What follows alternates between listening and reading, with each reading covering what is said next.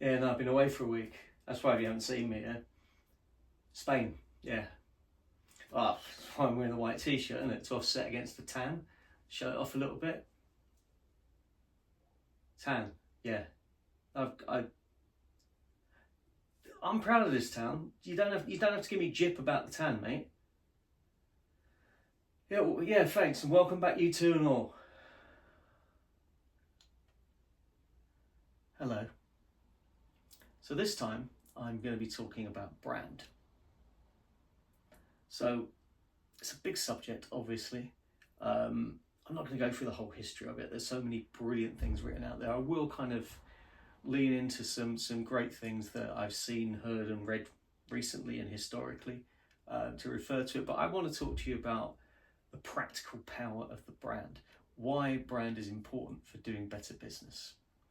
Let's start with a couple of quotes though. So Jeff Bezos, not sure if you heard of him. He's kind of owns a little bookshop or something. But he said that your brand is what people say about you when you're not in the room. Someone else who talks a lot about brand and writes brilliantly about brand, if you don't follow him on LinkedIn, follow him, is Paul Bailey, brand strategy director at fantastic agency Halo out of Bristol. And he says that a brand is shaped for a series of moments which people remember and associate with one another. Fantastic stuff.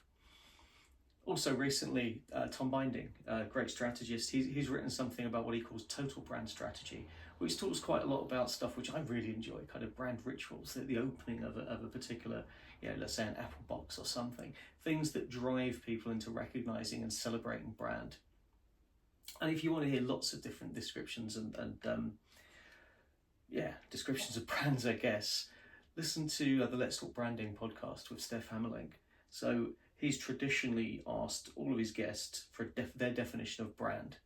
I think he did this up to, but not including, when he had me on as a guest, which is annoying because I had it all planned out. You know what I mean? You think about stuff like that, don't you? It's just like, Jake Saunders. Had I been on kind of Ninja Cat's podcast, What Gets Measured, and been asked chocolate or cheese or chocolate, I know my answer already, but he doesn't want me on it, so it doesn't really matter.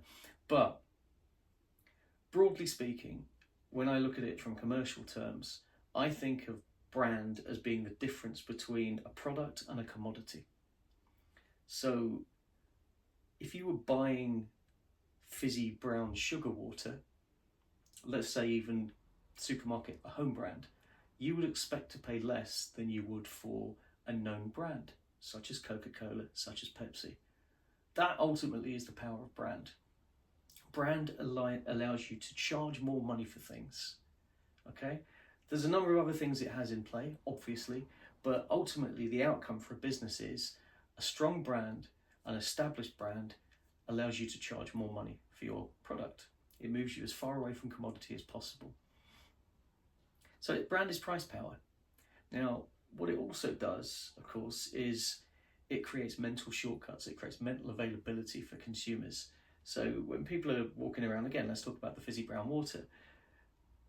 Nobody really has the time or the attention or cares enough to sit there and evaluate all of the fizzy brown water options on a supermarket shelf. So the one that's mentally available, i.e. the one which springs to mind at the point of purchase, that you recognize visually because it's distinctive and you understand is going to satisfy the need that you have for fizzy brown water or quenching your thirst, is going to be the chosen one 9 times out of 10. So brand awareness creates future sales. Without brand, you can't create future sales. All you can do is try and hope to pick up current sales. And when we talk about B2B, we know that at any given time, only 5% of the buying market is actually in market for buying at that time of your target market. So the best you can do without brand awareness is pick up 5%.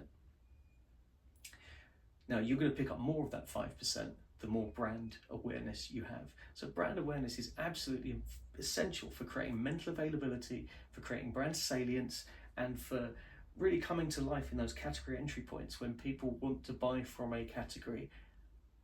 And through that mental availability, they pick the one that is the safest option. That's normally the truth as well. It's not so much about brand love or brand loyalty, it's which is least likely to be the shit option here. Yeah, satisfaction? No, satisficing. That's the word that I've heard used to describe it recently. Yeah, it satisfices.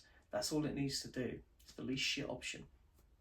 So the two big outcomes of brand is that you make it easier for people to buy in future, and you make it easier for you to sell at a higher price. Very, very simple. But you've got to get it right. And there's a lot of things behind getting it right. And maybe you can listen to Steph, you can read some Paul Bailey, you can read some Tom Binding, lots of other stuff you can read out there. You can read Jeff Bezos. But just really tight, that's it. It gives you power of price and it gives you future sales. That's it, really. Yeah, well, I mean, to be fair, I did spend most of the time asleep under the pool table. Yeah, no, I mean, it was, you know, I needed a holiday. And yeah, well, of course, Sangria and Paella. Yeah, what do you think I am? A thingamajig? Yeah, I ain't a thingamajig.